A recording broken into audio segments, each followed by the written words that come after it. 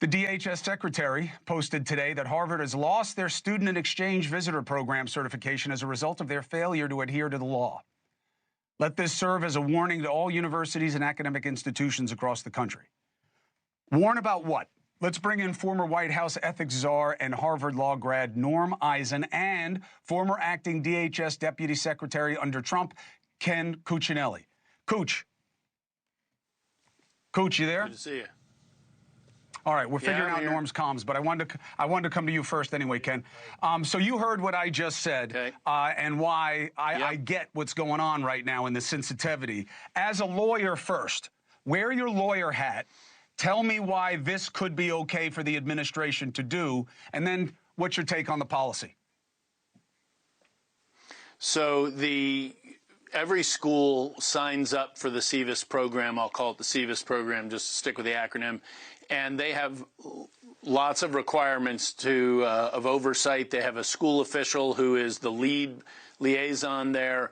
And DHS during the spring has been making requests for information to Harvard consistent with the regulation governing this.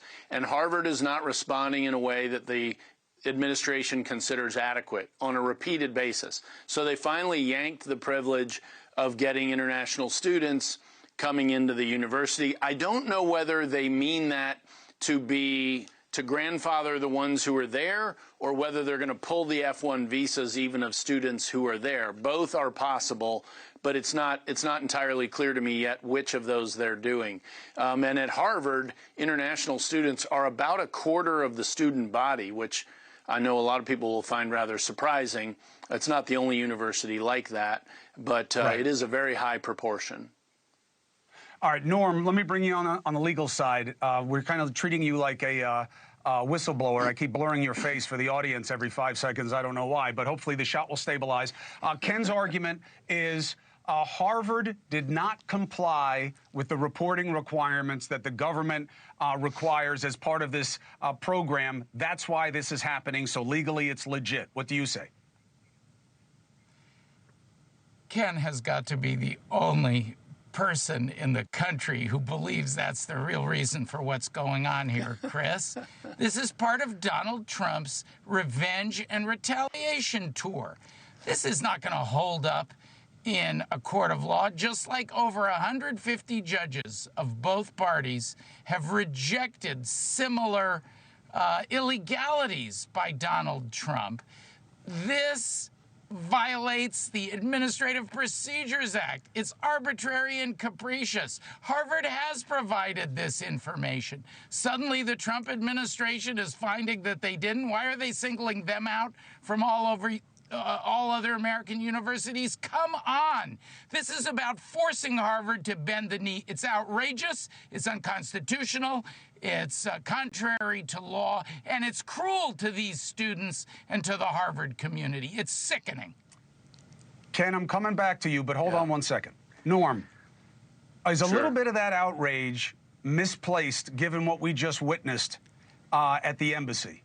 And what we know is going on in terms of radicalization from the Muslim Brotherhood, and what we know is echoing their sentiments on a lot of these campus protests. It's absolutely at Harvard. Norm, what about that piece? Chris, my heart breaks for those two innocent people who were killed in that cruel act of anti-Semitism. But the way to deal with that is not to punish 7,000 students who come to the United States, who end up being the best ambassadors for the United States, who had nothing to do with that episode in Washington, D.C., Chris. We're talking about Cambridge, Massachusetts here. And when you have the administration engaging in these acts of retaliation and revenge unconstitutionally, it's a totally separate thing.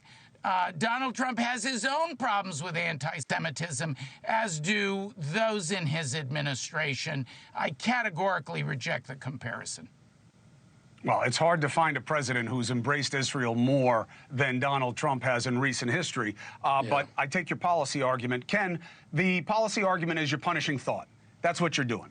The retaliation against the university, that is, I'd need proof of the intentionality, but you're punishing thought, and you're not supposed to do that. Academic freedom is part of the extension of the First Amendment.